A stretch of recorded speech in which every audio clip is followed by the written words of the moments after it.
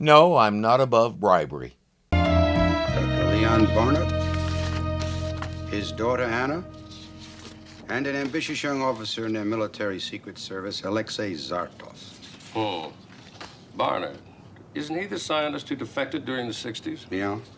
And now we think he's been giving us subtle hints in his published scientific papers that he wants to come back. Nobody can get close to him to find out, though. Zartov is always around, and last week, 2 agents disappeared. Somebody's taking this very seriously. But it's even more serious for Daniel Weston. We were very close. He was the best physics professor in the country. Taught me everything I know. Barnard defected, didn't he? Yes, in 1960. Combination of things made him do it. His wife died, and then he discovered that the results of his work were being used to kill people in war. He couldn't take that. He was Daniel's mentor. He found out the Americans were using his discoveries for war, so he went over to the Soviet Union where such things never happened. Oh, they gave him their word that his work would only be used to benefit people. And they wouldn't lie, would they? I don't think you'll find a more humane man in the world. I miss him. And I've got good news. You'll be seeing him this week. How? The Eastern Bloc is sponsoring a worldwide scientific convention in Stockholm. Dr. Barnard will be unveiling a new project to the world.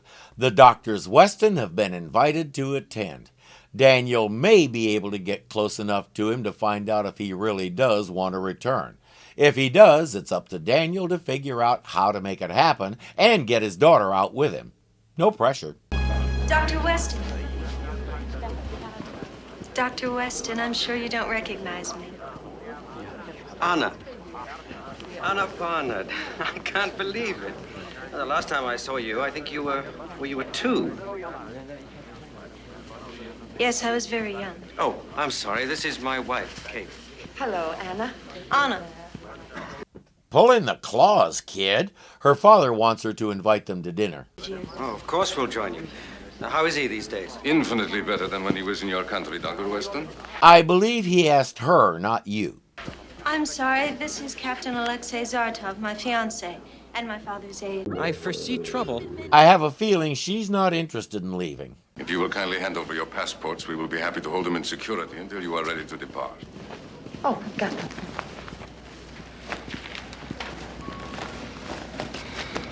One. Here we are.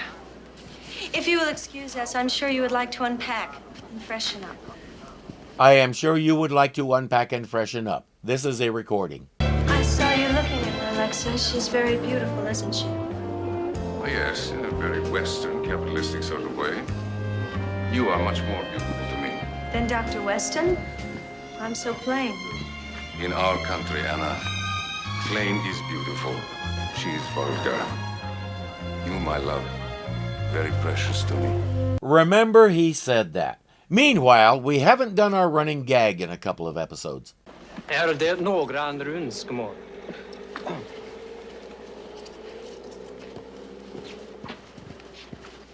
50 euro?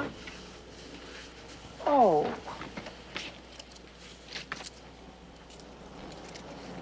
Är du inte klok?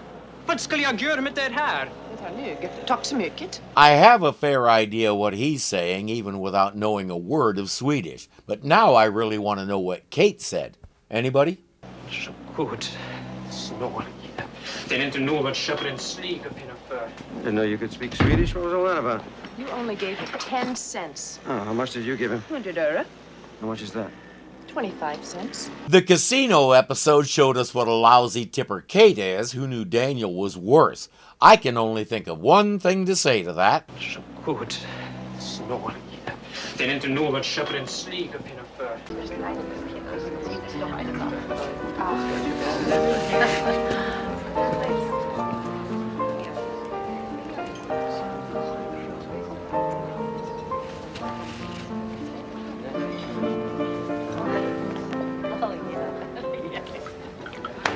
I've talked about Nehemiah Persoff so many times I can't remember what I've said or where. Anna is Jane Actman, whom we saw a couple of times in Wonder Woman. She only did the circuit for about 10 years and retired in 1979. If I'm understanding the story correctly, she had started filming a new show called Family, but a few episodes in, she basically got shafted out of the job and it went to Meredith Baxter. Details are hard to find, but it seems to have been enough to sour her on the whole business, and she left it. Assuming I got the story correct, I can't blame her. I've been wanting to talk to you about your teletransportation experiments. Fascinating. I'm very proud. Thank you, Doctor. Can you tell us something about your work? Tomorrow, Dr. Weston. I'm sure Dr. Barnard's presentation will tell us all you care to know. Once again, I didn't hear anybody ask you. It's been so long since I've had lobster, you see. They're very hard to come by in my country. But we eat caviar instead, Daddy.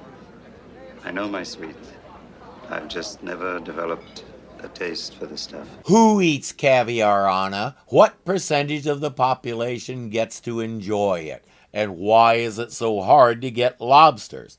She's trying too hard. Maybe it's just me, but I think she suspects what her father wants to do. And your new country, Doctor, have you developed a taste for it?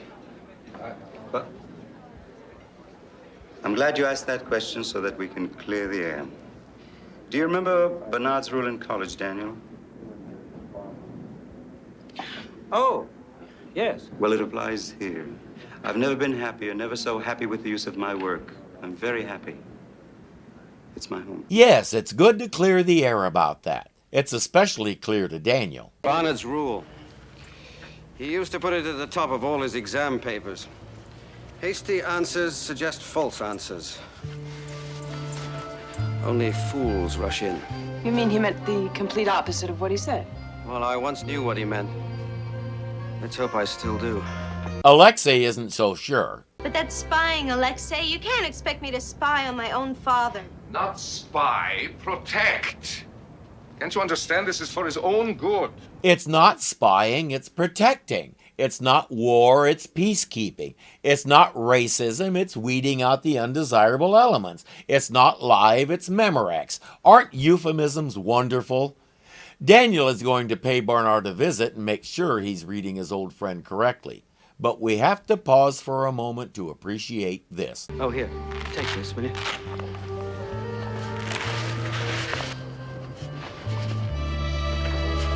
Good luck, darling. I think we can all tell how that was done, but it's so well done, I, for one, don't care. I am loving this stuff. Can I have a good night kiss? Sure.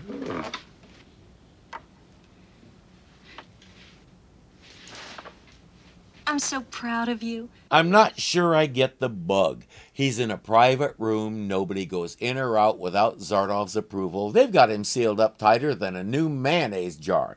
What do they expect to hear there? But Anna will be a good little soldier. Barnard muses that sometimes he misses the United States. Anna recites the party line. It is a land of chauvinists. People get by on their beauty instead of their merits. I think I can disprove that. That sounds like Zarkov speaking. So? Well, it's just that I'd like to hear you speak for yourself. I love him, Father. Do you? Does he love you? It's a simple yes or no question, Anna. If you really believe what you're saying, it shouldn't require much thought. He's not as gentle as he seems. If you only knew the things that he does for you. Like convincing his daughter to spy on him, things like that. Such a noble humanitarian.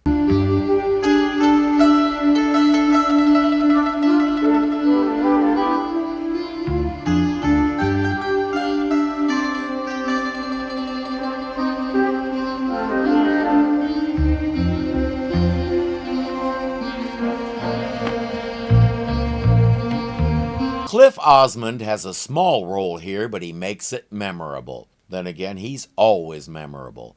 He's an old friend of the zoo. We've seen him in at least 4 other shows. Most recently, he was in Land of the Giants twice.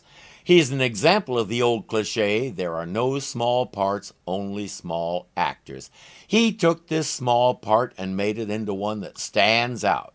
That's what true actors do.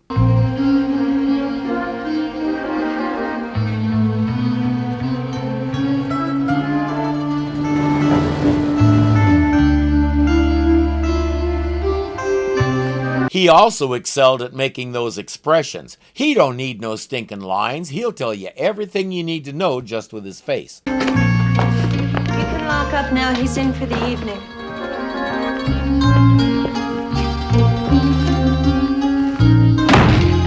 He's locked into his room with armed guards at the door. But it's the U.S. that's the land of oppression, you dig. Dr. Barnard? Who's there? Don't turn the light on. They'll know I'm here. What is it?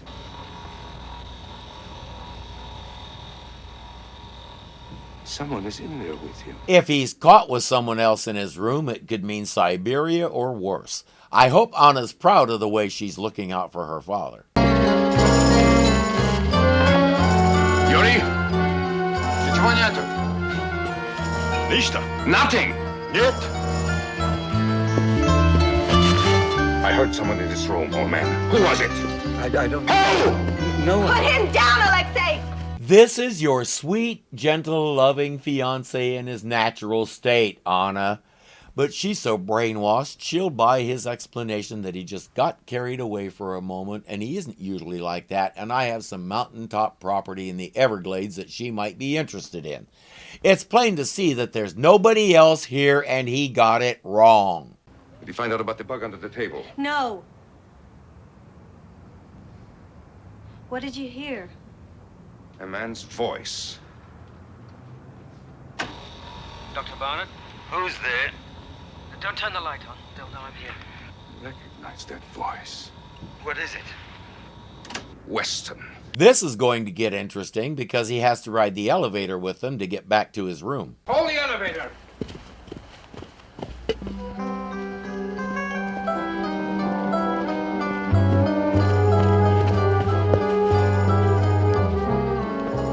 As I was saying about Cliff Osmond's expressions, that is one talented finger. He needs to get an agent and take it on the road. At the Weston's room, Daniel is in the shower. At Zartov's demand, Kate will take him some clothes and other necessities. Couldn't find your right hand. What? Couldn't find it. Did you try the sock drawer? What would it be doing with your socks? Well, I was... Oh, never mind. Go back to Zartov. He'll have to improvise. He pleads indigestion from the lobster at dinner. Where were you tonight, Dr. Weston? Well, since dinner with you, I've been in here. You're lying. You were in Barnard's room. I have proof, a tape of your voice. Oh, don't be ridiculous. Oh, you have that room guarded, don't you? You were there. Or did anyone see me? I heard you. You heard him, you went barging in, and he wasn't there. Kindly explain that before you try to take this any further. Before he can, he gets a phone call. Da. Нет. Da. Give me the keys to your room.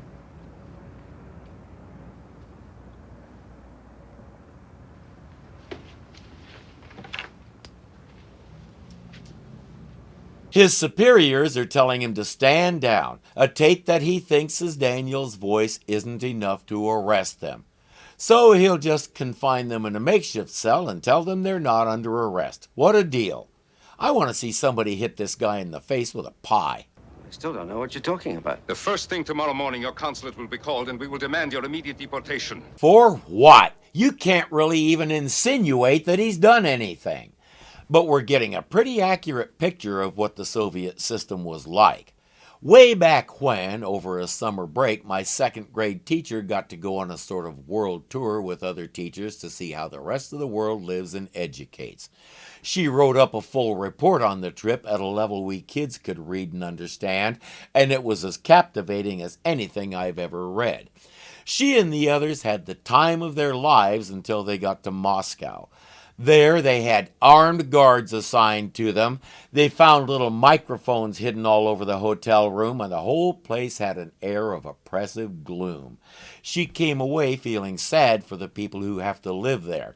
Their handlers treated them much like Zartov is treating the Westons and the Barnards. Basically, they're animals who have to be kept in line with a leash and a whip. So the door is locked, there are 2 guards outside, and the phone is disconnected. But room key or no, Daniel is going to talk with Dr. Barnard some more. And by the way, his hand was in the sock drawer. We probably don't care why. Sure you can make as I don't look down. Oh. Here goes nothing. Walter and another man are across the water watching the room through binoculars. Walter! Walter! Phone. Dead. Two. Barnard wants out. For all the good it's doing them. When you get back to the States, somebody sit her down and teach her how to play charades. Walter can suss out that she's trying to tell them something. They just have no idea what.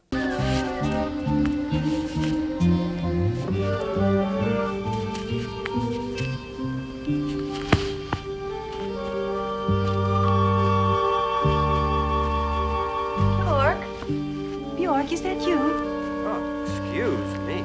There's something different about you, Dr. Barnard. Did you change your hair? Bjork? It is the door, Bjork. Bjork. Bjorg is going to have some explaining to do. Too bad we won't get to watch. Back to the elevator.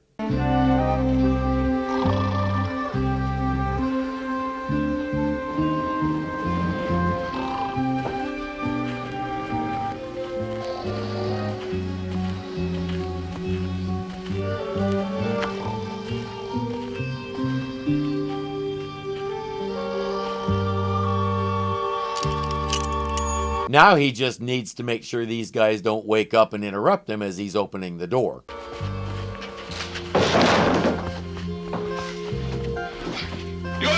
Pietro!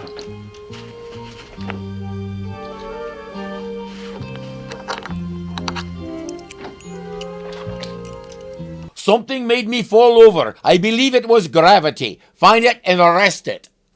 Daniel locates the bug and drops it into a pitcher of water. Now here's the thing. He never should have gotten caught on that thing to begin with. When you were dealing with the Soviet Union, you always assumed anywhere you were was probably bugged. It's just the way things were, and Daniel knows that. So that was a major lapse of judgment. He won't make the same mistake twice. Dr. Barnard, it's Daniel. Daniel, are you here this time? Yeah, right here, Doctor. I can hear you. I can't see you. Let me put the light. No. No. The guards. Daniel, can you get me out? Maybe. But I need to know why. The same reason he defected to them in the first place. He found out they're using his work for military purposes, which is to say to kill people. They promised him and lied to him. I was mistaken. I can't offer that mountain in the Everglades to Anna. Her dad already bought it. But when I found that out, I destroyed everything secretly. There is no molecular dispersion model. This meeting tomorrow, this conference, is a farce. The only reason why I came here is because it gave me the opportunity to escape. I don't think anybody can count the number of people who made the same mistake. What made them think they could trust the Soviets is beyond me, but a lot of people did. And a lot of people regretted it, just as Dr. Barnard does. One of the most telling scenes I've ever seen that describes life in the Soviet Union versus life in the United States is this one. And I will have a pickup truck. Or possibly even a recreational vehicle. And drive from state to state. Do they let you do that? Yes. No papers? No papers. No papers. Is there a more powerful statement to describe the difference? I think not. Remember Dr. Barnard said he wanted to talk to Daniel about his teletransportation work? He has an idea about that. Do you realize that the possibility exists to make a man Disappear, Doctor. Daniel?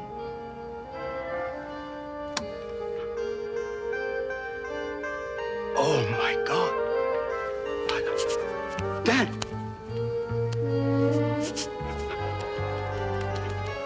You're invisible! Yeah, he's a couple of steps ahead of you on that one, and it's what's going to get you out of here. Unfortunately, Anna probably won't be going along. Zartov owns her. It'll hurt, but he's prepared to go anyway.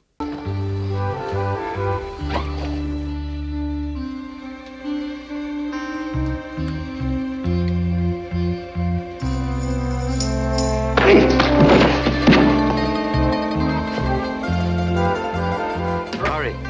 We've got to tie them up before they come around. Incidentally, your ears aren't deceiving you. We really are playing sort of an easy listening rendition of the Song of the Volga Boatman.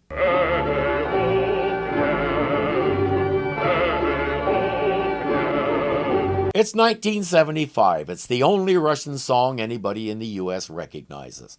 It's time for a quick costume change, since somebody might get suspicious if they see the professor running around in his pajamas.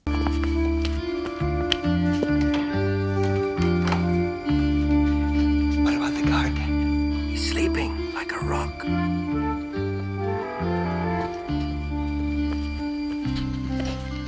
Quickly, to the elevator. The best part is those guys were trained to see and respond to the uniform, didn't matter who was in it. If it was somebody you didn't recognize, it must be a typical day on planet Earth. Oh, wait a minute. But why do we have to go to your room? Can't we just walk out the lobby right now? It's like a border down there. They'd spot you in an instant. How are you going to get me out? Make me invisible? Something like that. Here's a fine example of what I meant about the guards.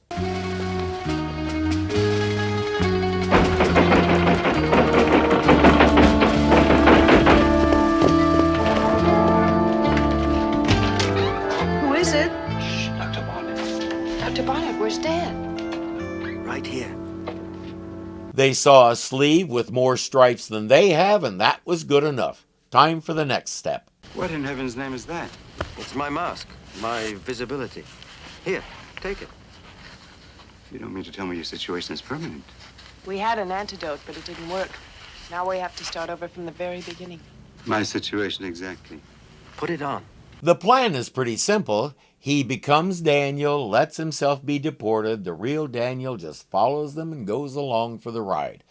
Walter and that other guy can't find a way to stop the deportation, so they're arranging for a car to pick up the Westons in front of their hotel in an hour or so. If Kate were better at charades, they'd know the whole plan.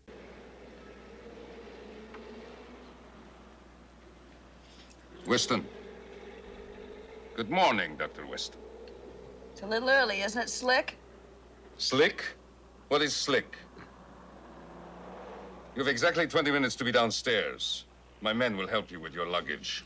I'm cutting it close like this just to prove I have power over you, because Viagra has not yet been invented and I have a tiny peep. Dr. Weston, my father isn't up yet.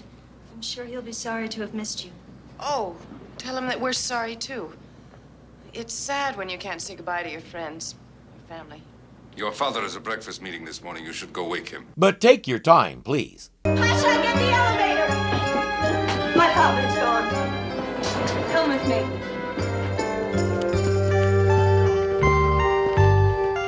Passport. Oh, passport! The car is there and Walter has the door open. Let's do this. Alexei! Father's gone! Stop there!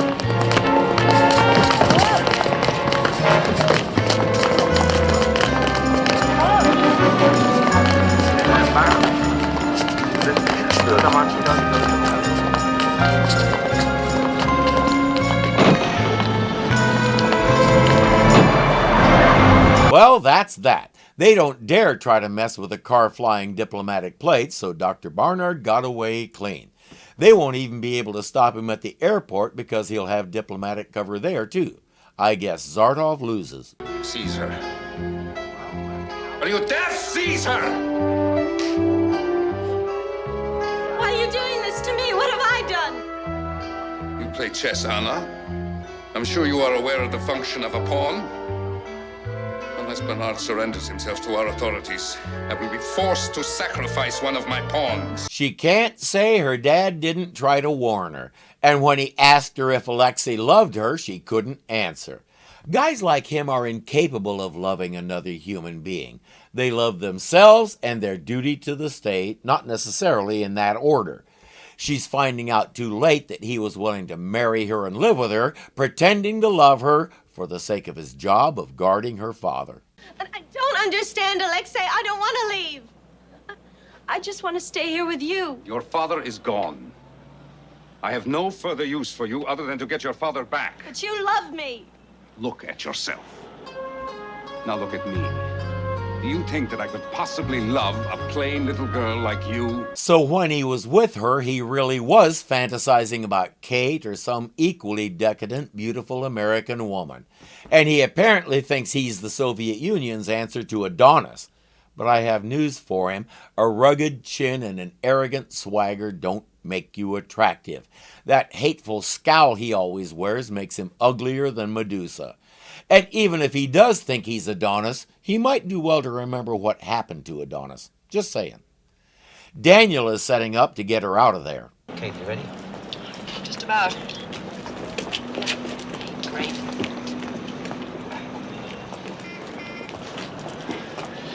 Be waiting on the lawn on the right-hand side of the building. You sure you know what you're doing? Are you kidding? Look at all my medals. You don't get those just by sticking coins to colored ribbon with chewing gum, you know.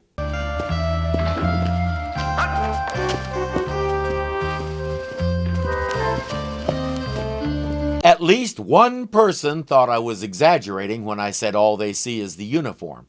Satisfied?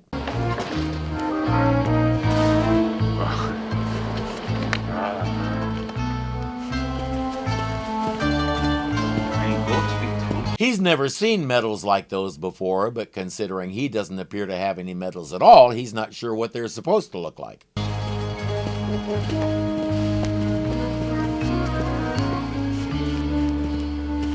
Чуєш, ти куди від очі? Я чи прочу нутра? Так, так.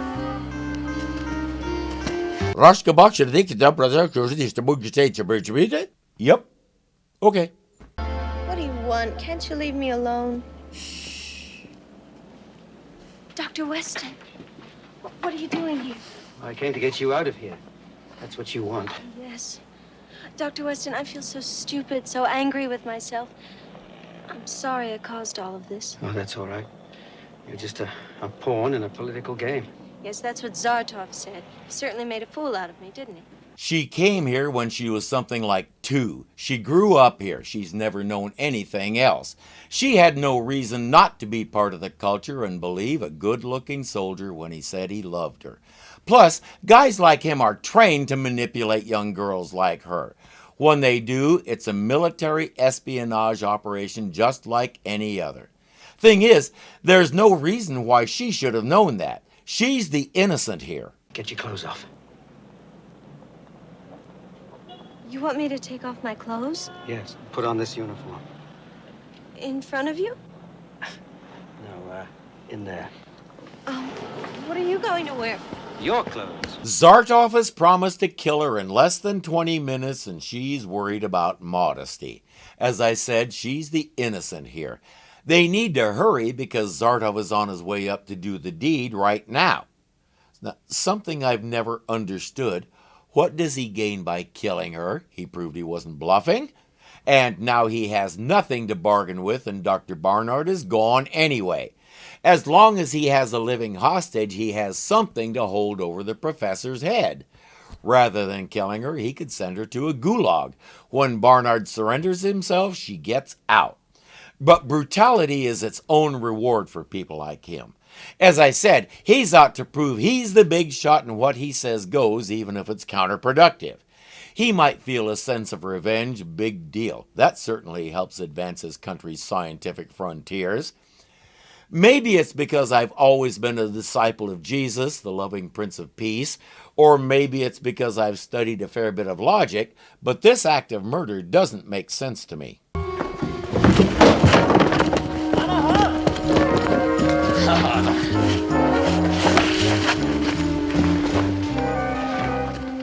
Peekaboo. As I said, he don't need no stinking lines. He'll steal every scene he's in without uttering a single word. Anna! Anna! Anna! Anna!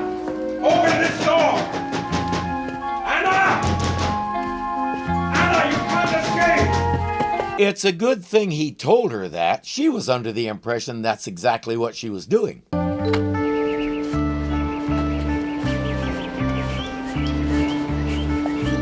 Leaving the scarf on was a nice touch.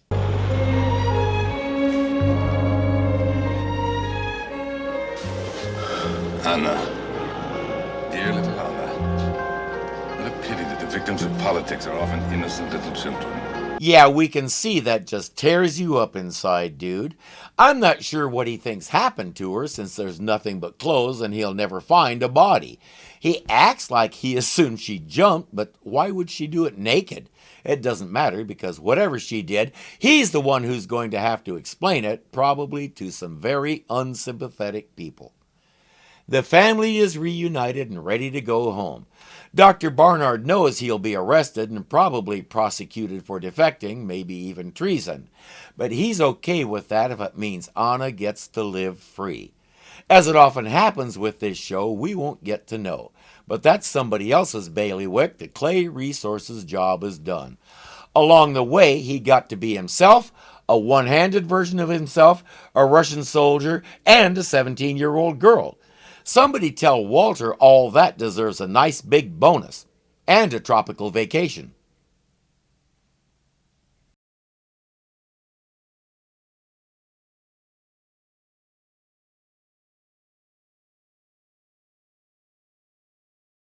I think we can all tell how that was done, but it's so well done. What are they expecting to... For a moment, and he isn't usually like that, and I have some...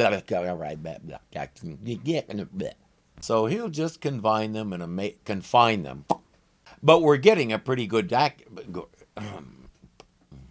Now he just to make... Good grief.